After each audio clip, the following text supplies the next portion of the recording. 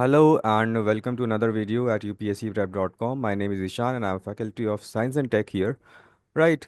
So we have been looking at current affairs in the previous videos. We have looked at space technology, we have looked at biotechnology.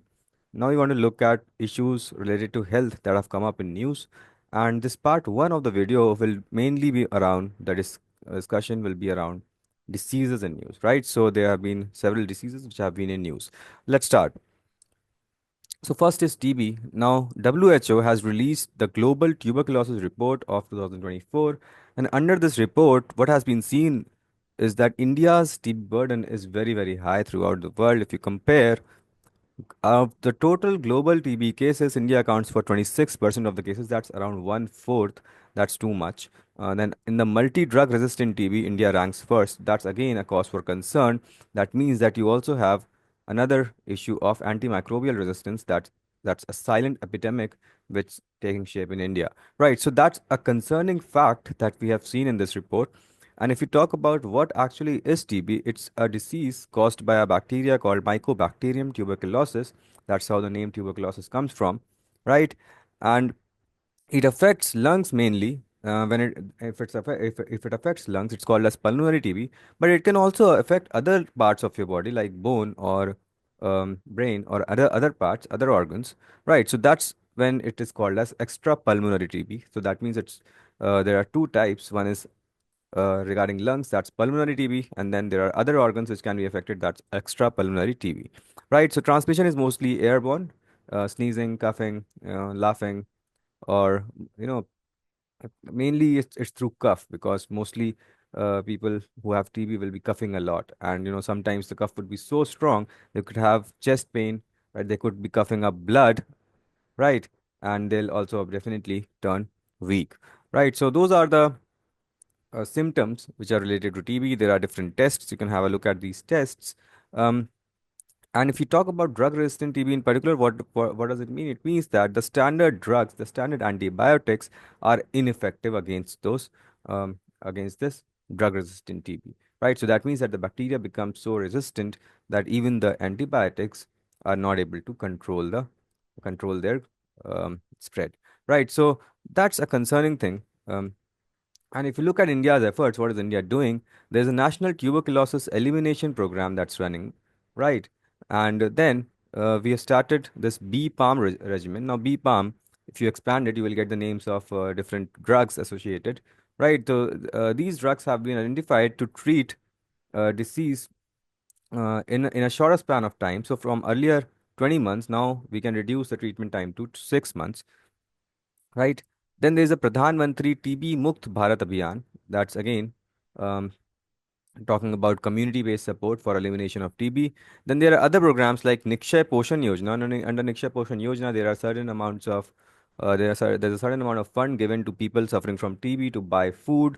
Then TB Mukt Panchayat is about empowering panchayats or local bodies to talk about TB, to implement programs, government health programs related to TB, right? So these are India's efforts. And if you look at WHO also has an end TB strategy. This end TB strategy serves as a blueprint for all the governments around the world to eliminate TB, right? And this strategy is aiming at reducing the incidence of TB by 80% and the deaths associated with TB by 90% by the year 2030, right? Um, the strategy also revolves around eliminating financial burden on TB affected households because the medicines and every other cost related to TB can impact the poor households, by increasing their out-of-pocket expenditure, right? If you know about out-of-pocket expenditure, mostly people who are daily wage workers or who are earning their earning their wages every day, they don't have a lot of savings, right? So if you don't have a lot of savings, the money out of your pocket is being burnt on medicines. So that means that you have little to spend on the rest of the things. That means that your out of pocket expenditure is growing.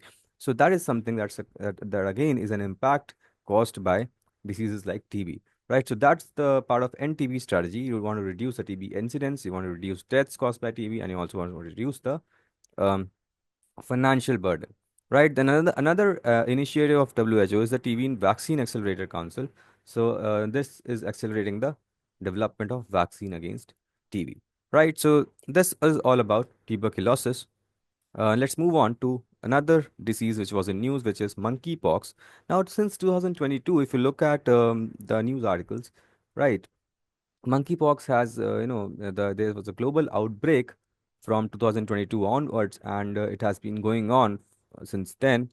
And that is why WHO has classified this disease as a public health emergency of international concern. This is the highest level of alert issued by WHO under international health regulations, right? So, what is the criteria for this? The criteria is that it is unusual or unexpected spread, right? And the potential is that it can spread internationally, right, globally.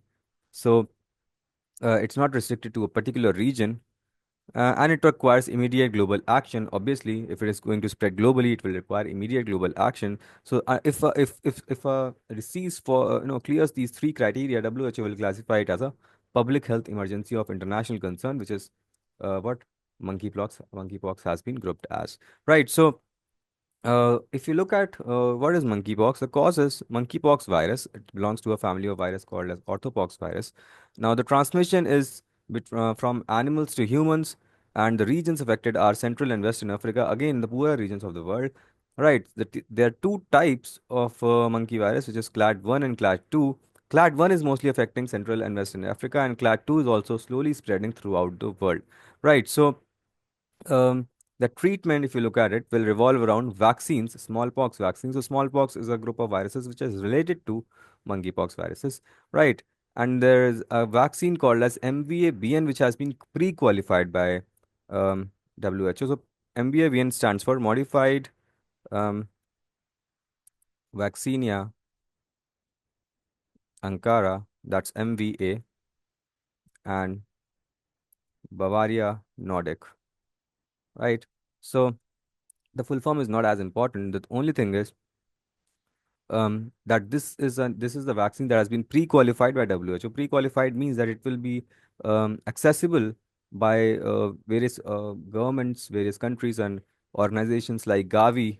If you know about Gavi, which is um, it is a global effort. It's a vaccine alliance actually, which is looking at providing vaccine access to children, and mostly in poorer countries, right? So, if a WHO, if a vaccine is pre-qualified by WHO, then you're saying that you want to increase the access of these vaccines, and you want to increase the support for treatment of or the prevention of such diseases, right? So, um, that is about MVABN.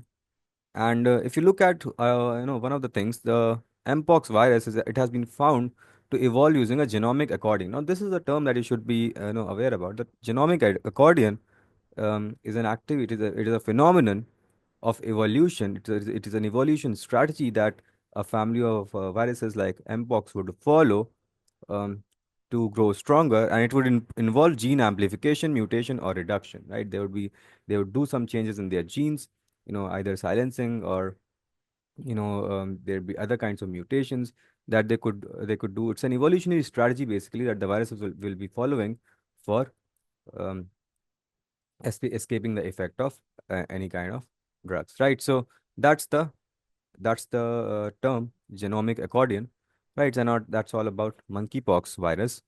Now let's talk about NTDs. So India has become the third country in the Southeast Asia after Nepal and Myanmar to eliminate trachoma. Trachoma is a neglected tropical disease.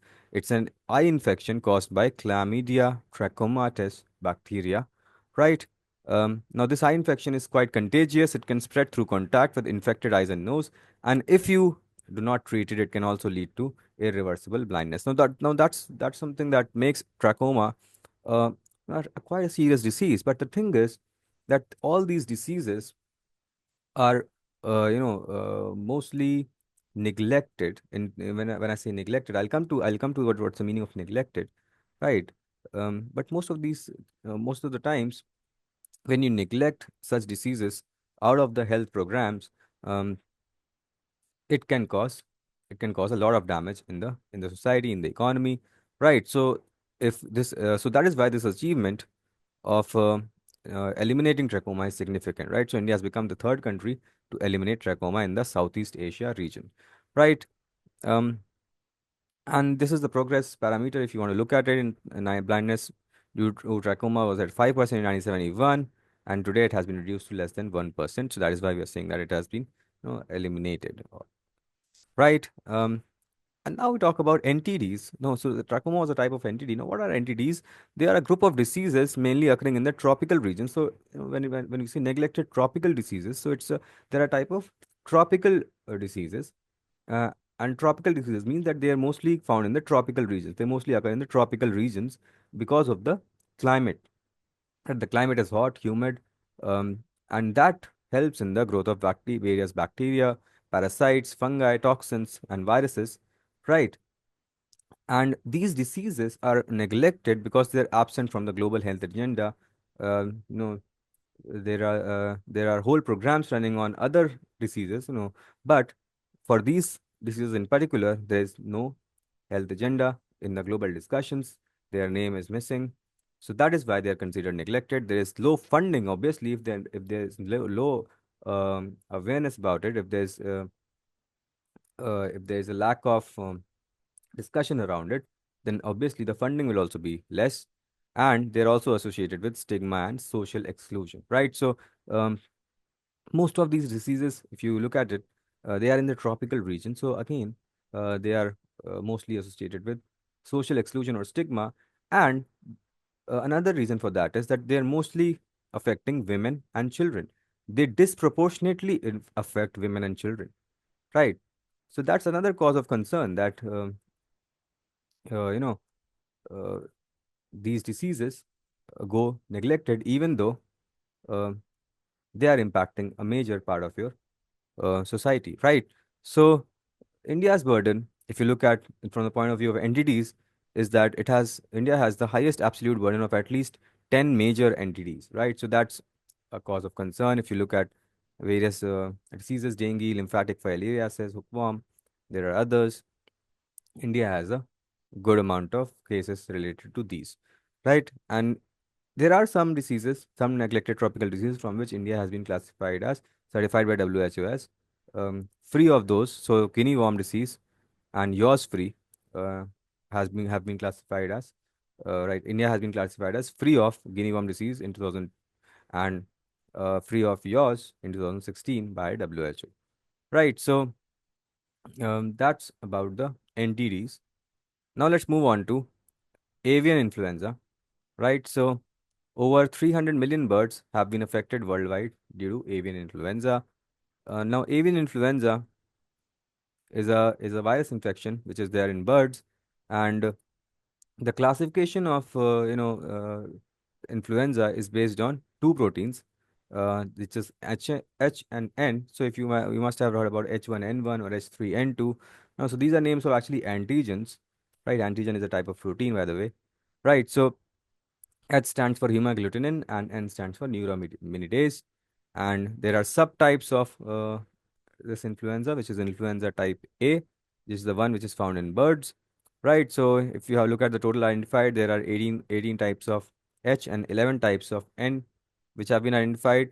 And in birds, there are 16 H and 9 N types which have been identified. In bats, there have been two additional subtypes which have been identified, right? And there's another classification based on how much of severity is associated with them. So if you talk about low pathogenicity avian influenza, then these are the ones which cause mild symptoms, right? And if you look at highly pathogenic avian influenza, these are the ones which cause severe symptoms, and they can cause serious diseases, right? So that's about avian influenza. Okay. Now let's look at Zika. Now Union Health Ministry has issued an advisory to curb the spread of Zika virus. Now Zika virus is spread by a mosquito called Aedes aegypti, which is also responsible for the spread of dengue and yellow fever, right? And the concern around Zika virus is that it has been spreading uh, for several years, and if you look at every year's number of cases, it hasn't gone down. And the concerns are that though it is non-fatal, but it is linked to microcephaly. Microcephaly means that there is abnormally small head in the newborns, right? So if you Google pictures, you'll find that children suffering from microcephaly have an abnormally small head, right? And another concern is that it can cause Guillain-Barré syndrome, which is associated with your nerves, right? So it can cause muscle weakness or paralysis. Then neuropathy, which is associated with again pain in nerves, damage in nerves, or myelitis. Myelitis is also associated with nerves, but it's mostly about your spinal cord could get inflamed, and again, it can cause a lot of pain. It can cause a lot of weakness, right? And you can identify Zika virus using RT-PCR techniques, which is a gene expression test, right? And in RT-PCR, now there's a detail about how RT-PCR works. You don't need to go into that. But yes, the test is RT-PCR, and there is no vaccine or specific treatment available against Zika virus. That's why it has been difficult to um, prevent the spread of this virus, right? So what is the prevention? Again, if it's caused by a mosquito, then you want to control the mosquitoes, right? So you want to eliminate the breeding ground of mosquitoes, and you want to also increase the awareness around Zika virus, right? So that you can detect it early on, and if you detect it early on, maybe it's easier to cure, right? Or you want to issue travel advisories for affected regions so that a lot of people don't travel to the regions where it is spreading fast. Okay. Now let's talk about Chandipura virus. Now, this is a virus that WHO has warned India of. That India is facing its largest outbreak of Chandipura virus in 20 years. Right. The scientific name of Chandipura virus is Chandipura virus and RNA virus from the Rhabdoviridae family. All right. Now, this is the cause of acute encephalitis syndrome. Now, the encephalitis is related to the inflammation of the brain, and these outbreaks mostly occur in western, central, and southern India. And the mode of transmission is sandflies, mosquitoes, and ticks. So you know that if you want to control this virus, you want to control the spread of the growth of sandflies, mosquitoes, and ticks, right? The symptoms are for fever, vomiting, loose motion, or headache, and there is no treatment or vaccine available. Again, that's why it makes it a significant cause for concern, right? So, control and prevention will revolve around reducing the transmission, early diagnosis again, and supportive treatment for affected individuals. So, you will want to cure the symptoms, right? And you want to increase the awareness for prevention of such outbreaks. All right. Next, we come to rare diseases. Now, the Center for Drugs Standards and Control Organization has approved India's first anti-complement therapy for rare diseases, and there's also a judgment related to rare diseases that you can see. So before that, first understand what is rare diseases. According to WHO, these are lifelong conditions which are affecting less than 1% per thousand people. Right? So that is why they are called as rare, because they're not affecting a lot of people. Um, and the examples are Fanconi anemia and osteopetrosis, and there are many others, right? And there are classifications for grouping these uh, into categories for on the basis of the nature of treatments that you're going to provide. Right. So group one is one-time curative treatment. So these are things like organ transplant disorders, right? And group two is the diseases which are long term and the cost of treatment is also low. So, example is phenylketonuria. Now, for this or for any other rare disease, when the cost of treatment is low, they will be called as group two rare disease. Now, what do you mean by low cost? Maybe the treatment is not as costly, or maybe you can manage those diseases by things like dietary modifications. And then there is group three, where the treatment is lifelong and the cost of the treatment is also very high. Example is Gaucher disease. Right. So the thing about rare diseases is that they are also called as orphan diseases, and the problem is that the medicines or the drugs for these do not have a market. Now, if they don't have a market, right, then the manufacturers of these drugs are not going to generate any significant business or profit. So they don't have much of motivation to produce these drugs.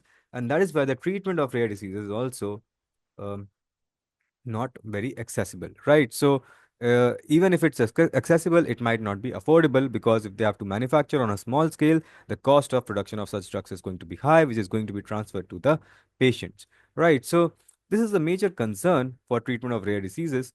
And if you look at the judgment of the Delhi High Court, it upheld the right to health under Article 21, which is right to life. So it upheld the right to health, ensuring that treatment for rare diseases should be accessible to everyone, right? And the this approval of anti-complement therapy, if I just take a moment to explain anti-complement therapy, it is nothing but just a way to control the complement system. Now, complement system is a part of the innate immune system, and if it's overactivated, it can cause severe damage, right? So, to control that, you have a therapy called as anti-complement therapy, right? Now, if you look at India's challenges in controlling of rare diseases, the first is that first of all, there's high prevalence. One third of the global cases of rare disease are there in India. There are limited clinical trials, right? So even the clinical trials, there's it's just 0.1%. It's very, very low, right? So if you're not really able to test the test the medicines or do research, then from where will you actually generate the treatments, right? Then there is low budget allocation, so only 93 crores is allocated, and even the funds which are allocated, so this was in the budget of 23-24. Now even from the funds which are allocated, most of it is actually underutilized, right? So it is just lying with the institutes. So again, that's a major concern. Then delayed diagnosis would mean that again the diseases would complicate. So there is poor screening or awareness, mostly because of the poor infrastructure, right? If you go to a physician, it's not like they are easily going to identify that okay, this you have this kind of a rare disease, because there is lack of awareness. They don't have those kind of screening techniques or infrastructure, right? And the most important thing is that there is limited treatment available. So 95% of rare diseases, they lack approved drugs, right? So you don't know what is the right course of treatment. In the way forward, what is the steps that India is looking at? There's a national fund for rare diseases. So you've created a surplus, or you can say you could create a reserve fund for the treatment of rare diseases. Then you want to extend the National Rare Diseases Committee tenure to 5 more years, so that they can play a role in the control of such uh, areas, such diseases. Then the drugs which are approved, their processes have to be fast tracked, right? That's another step that can be taken, right? Then under PLI, which is the Production Linked Incentive Scheme, you want to incentivize the manufacturers, the drug manufacturers, to produce those drugs for rare diseases. Okay, then you want to expand the centers of excellences for better healthcare access, right? So the government has certain centers of excellence, and where the patients of such rare diseases, they are even given financial aid. They can go to these centers of excellence for treatment. So we want to expand these for increasing the accessibility of these centers to more people. Then you also want to strengthen research. You want to maintain a registry so that you know which region has or what is the exact number of patients in India for a particular rare disease, right? So that will also help you devise your policies and strategies. Next is the World Malaria Report. Now, in the World Malaria Report, one of the things that that has been found is that there are 263 million cases in 2023, and 60 people per 1,000 are at risk, and 94% of these cases are in the WHO African region, right? So mostly it's there in the African region, and India has made significant progress. India has brought down the cases of malaria by 69%, right? And then the deaths have been brought down to 68%, and India has exceeded the high burden to high impact group in 2024. So that means that if you look at the number of cases, they have dropped, number of deaths, they have dropped. So that means that India is progressing steadily on the road to ending the malaria uh, problem, right? And what is malaria? It's just it's a disease caused by Plasmodium parasites, um, and Plasmodium parasites. They are spread by the Anopheles mosquito, and there are 5 species which can cause malaria.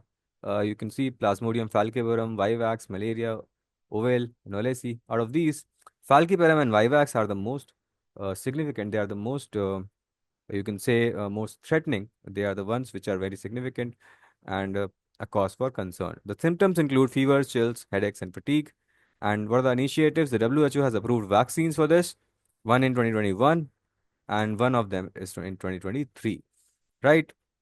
And there's also a global technical strategy for elimination of malaria. And in India also, under the National Strategic Plan, you have a malaria elimination program.